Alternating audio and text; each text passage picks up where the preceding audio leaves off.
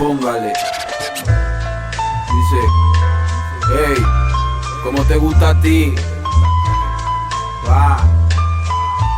Dice, si me pongo a filosofar me convierto en rapero. Cada vez que hablo la boca sale un tema bueno.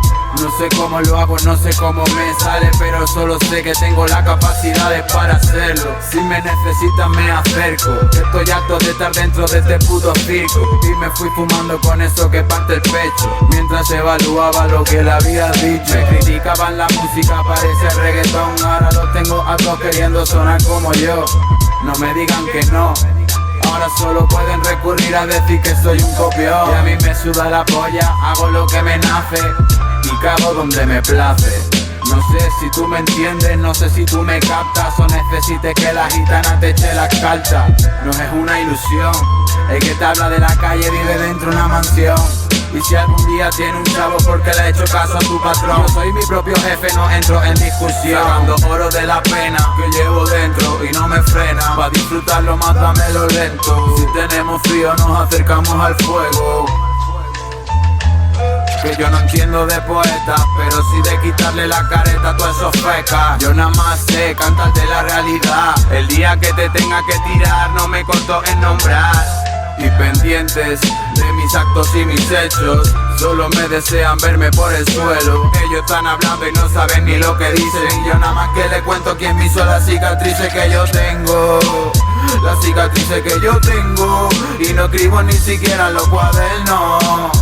Ni siquiera los cuadernos. Hey, homie, porque en la vida de la calle es la realidad. No tenemos un peso pero pesa mucho más. No me preocupo de lo tuyo, miro por mi bienestar. Y mi familia nos hace por mamá pinga. Quien se preocupa se jode y también se pringa. Cuando la apuesta todo y es mala partida. Solo recibí puñalada escondida y yo poniéndole un plato de comida.